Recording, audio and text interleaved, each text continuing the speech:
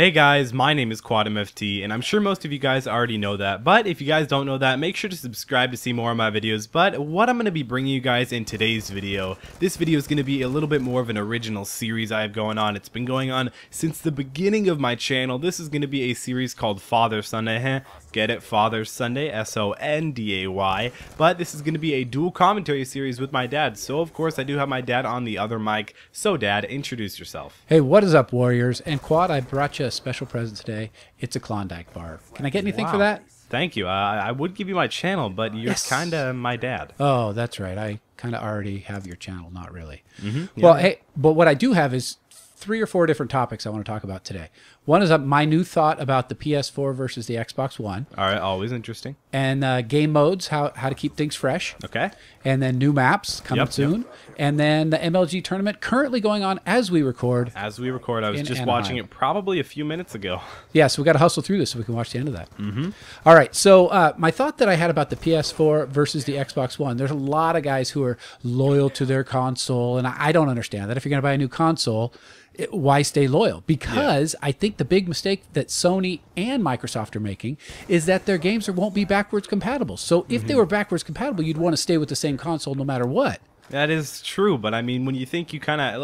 Okay, so Call of Duty Ghosts is going to be on the Xbox 360 and the Xbox One and PS3 and PS4, but think about it like this. You buy it for the Xbox One, or you buy it for the Xbox 360, and you play it for a month, and then the Xbox One comes out, so you go and buy the Xbox One, and then you have to re-buy it without even having to buy it, or without even being able to port it from the Xbox 360 to the Xbox One. You have to re-buy it. So that's kind of getting Infinity Ward and Activision, that's getting them profits, making their partners happy, making Xbox and Microsoft happy. So I kind of think, I mean, it's kind of like, if it goes one way, it's kind of, I don't know how to really explain it, but it's whether people, if Microsoft wants people to buy the new consoles, if they want them to double buy games. That's basically what it is. You got to choose one or the other. Right, or keep both of your consoles, your PS3 and PS4, hooked up to your TV.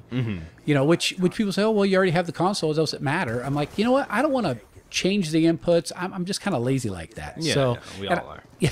All right. So see, just for that little bit, they could keep me with the same console.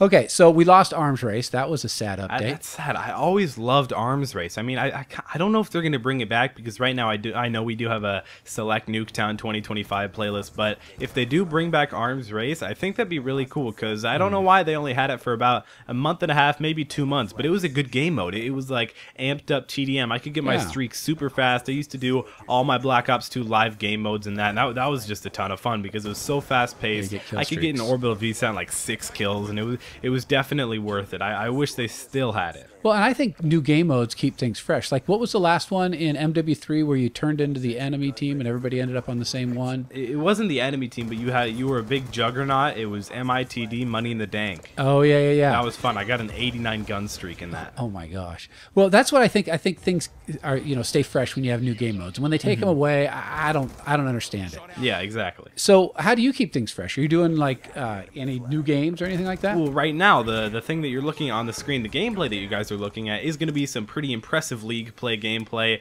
I believe I get full streaks maybe 3 or 4 times in this match. I'm going to be playing with a few friends. We don't run in a full 4-man team, because otherwise we would have to start up an actual team and lose all our ranks and stuff. I mean, you don't lose your rank, but you have to start up a team rank instead of like a solo rank. So I like grinding out my solo rank and playing with real life friends, because surprisingly, my real life friends, they're actually not bad at Call of Duty. I'm sure most of my other real life friends probably are, but the ones that I play with, they're not really bad. I mean, they're good. They play basically just as much as me, occasionally even a little bit more. But so is that why you don't play with me? Because I'm bad. Yeah, but I do like League play. Trust me, guys. I like Capture the Flag a lot. As you can see, I'm just staying over. We have a bunch of callouts. I'm staying by boxes in bottom market, and it's so much fun to be able to, I don't know, just have a competitive scheme to things. Because normally I'm not trying to be cocky or brag or anything like that, but I do basically dominate in most public lobbies. Yeah, I mean, when it's when it's team deathmatch or domination, I basically top most lobbies. I mean, occasionally I'll run into a different YouTuber, and they'll be beat me and sometimes I'll beat them and different things like that. But it's just a ton of fun. So, I just love League play. Do you think the added intensity makes you like the game more? The fact that it matters towards your stats and towards your League play goals? Oh, definitely. It's so cool to think like, oh, I barely got that win. All right, we just lost by 1 death in Search and Destroy or something like that. All right, there was 2 seconds left on the bomb plant, and that's all I had to defuse, and then the bomb went off. And it's like, oh, you were so close, man. You were so close. It's like, it's not like when you lose in a public game, it's like, oh, whatever, I lost in a public game. Who actually cares? I can just go away and it's all gone. But I mean, League play, it's like you lose for your whole team, because your whole team, the whole point, like kill death ratio, it doesn't really matter in League play. Like, honestly, it doesn't matter at all. If you're going to even it, or maybe even 1 or 2 kills positive, you're actually doing really well. But it's all about the win. 100% all about the win. So it's much more of a team game. Very teamwork, different call outs and everything. So the added pressure, makes the intensity, more better. It's because it makes it more interesting. How would you feel if you were on the MLG stage, like those guys who are in Anaheim right now? I probably feel a little bit stressed. I mean, maybe. Well, I feel like I do pretty well in like stressful situations. I don't do like crazy well, but I don't do like crazy bad either. It's like public speaking, you do okay, and that's stressful. Yeah. I mean, exactly. Public speaking's always been somewhat of a strong point. Yeah, exactly. But it's like, I don't know. I don't really understand it. Like, I feel like I would get so stressed in Call of Duty because people are like, "What are you good at?" And I'm like, I play football. I'm pretty good at public speaking. I have YouTube, but people are like, I kind of pride myself in being pretty good at Black Ops 2. I'm pretty good at Call of Duty. I know it's kind of a dumb thing to pride yourself in because I'm not like amazing. I'm not like Optic Nade Shot or anything like that. But really, it's just like, I don't know. When I say I'm good at something, I want to make sure I'm really, really good at it. So if I was up on the stage and it was like last round in Search and Destroy, it was 3-3.